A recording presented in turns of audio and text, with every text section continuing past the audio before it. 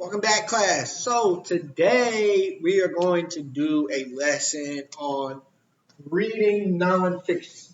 And what I mean by reading nonfiction isn't just reading the words and being able to interpret and reading the words, being able to say them and that. I'm talking about analyzing and interpreting. When I say reading, I want us to be able to analyze what we just read, interpret what we just read. What does that mean? And then by nonfiction, I mean text that is not fake, text that is real. Uh, not like your novels, but an article out of a magazine, newspaper, website, etc., things of that nature. And so, in order to do that, we're going to look at soapstones. Soapstones. We talked about shampoo and the other day. Let's talk about soapstones now. This is quickly turning into a class on how to clean yourself. But soapstone is an acronym. It's an acronym that's going to help you in the understanding of how to analyze and interpret these real articles that we're talking about. And each one of these letters stands for something. The first one is speaker. Speaker. All right. So one of the first things you have to be able to analyze and understand when you're reading is who is the speaker? Who's speaking? So whose voice is it? So whose voice? Is this is it the author speaking? Or is it someone else?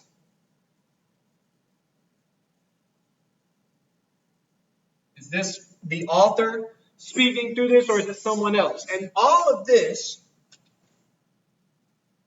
identifying this,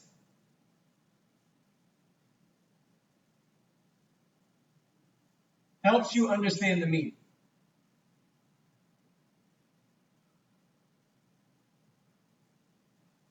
Understand the meaning. All right, so first thing you got to identify, who is the speaker? Whose voice is it? Is it the author? Is it a character? Is it somebody else? And all of this is going to help you, again, understand the meaning itself. The second thing, the O, is the occasion.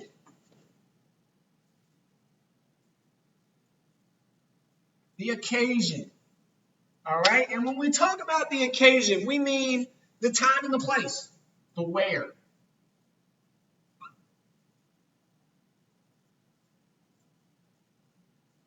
Time and the place. Where is the author talking about?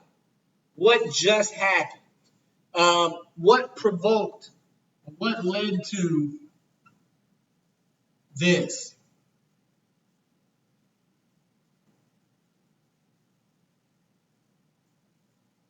What provoked the author to write this? What provoked this? What led to this response?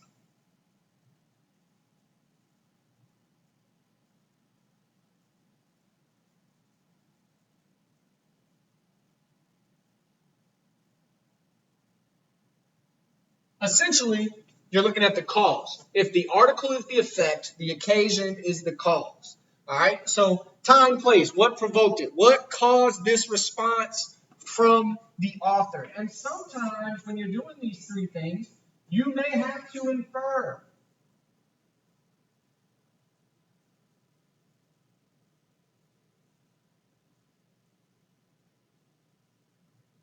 Remember, inferring is making an educated guess. So, for example, if it's an article denouncing and talking about terrorism, and it's from an author that is from New York, this may have been written right after 9/11.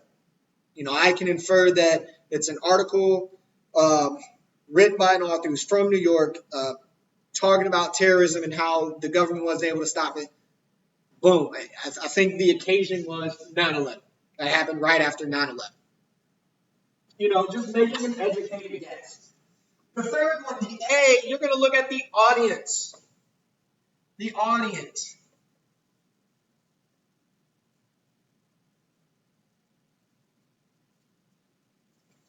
I'm trying to make sure my stuff doesn't hit each other. audience, all right? And so when we're looking at the audience, this is essentially who is this directed towards?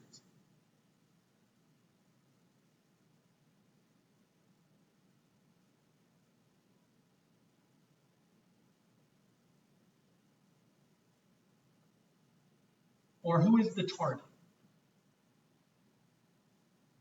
If this wasn't an article, if this was a conversation, who is the person that is hearing this? Who is the intended target or audience? And that can help you to understand why this article is written. If you know who the target audience was and you combine that with who the speaker was, you can identify why this was written. Okay? The next one is purpose. This leads us to a perfect segue. Purpose. Why? Why was this written? Why was this written? That's important to know.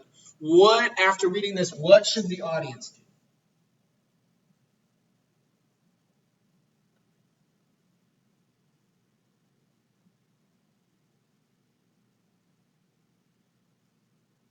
All right. So why was this written, and what should the audience do after they hear it, or after you read it? What should happen from there? The next S is subject. When you read a nonfiction article and you're analyzing, interpreting what it is talking about, you should be able to state the subject in a few words or phrases.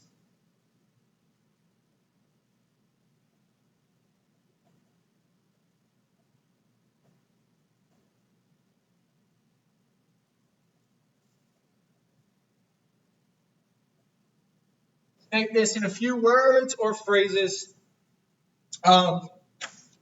What is the author talking and discussing about? And the last one is tone. Tone kind of spells itself. That's how you get stone. Tone is the author's attitude on the subject.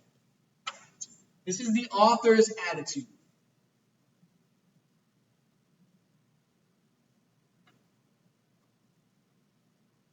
If you were reading an article about, going back to our example from earlier this year, if you were reading an article about how horrible Bojangles fries were, if you read an article about how horrible Bojangles fries were, well, the author's attitude towards Bojangles fries is very negative. The author has a negative view or a negative feeling towards Bojangles fries. But, again, using this, if you identify that the speaker is the Chick-fil-A CEO, well, the occasion is that he's trying to argue that he has better food than Bojangles, his competitor. The audience are people that are unsure which one is better. He's targeting people that are unsure of which is better, Bojangles or Chick-fil-A. His reason? Why? Why does he target these people? Why does he write an article talking about how much better his food is than Bojangles? To increase his profits, to gain more people coming to Chick-fil-A. The subject is Chick-fil-A over Bojangles. And again, the author's attitude towards Bojangles is going to be negative because he is trying to gain a following. Now, the next couple of videos are going to go more in depth into these. We're going to look at the different types of purposes, the different types of author's purposes, and we're going to look at, we're going to go more in depth into tone versus mood specifically. But right now, you have an assignment to do on Canvas.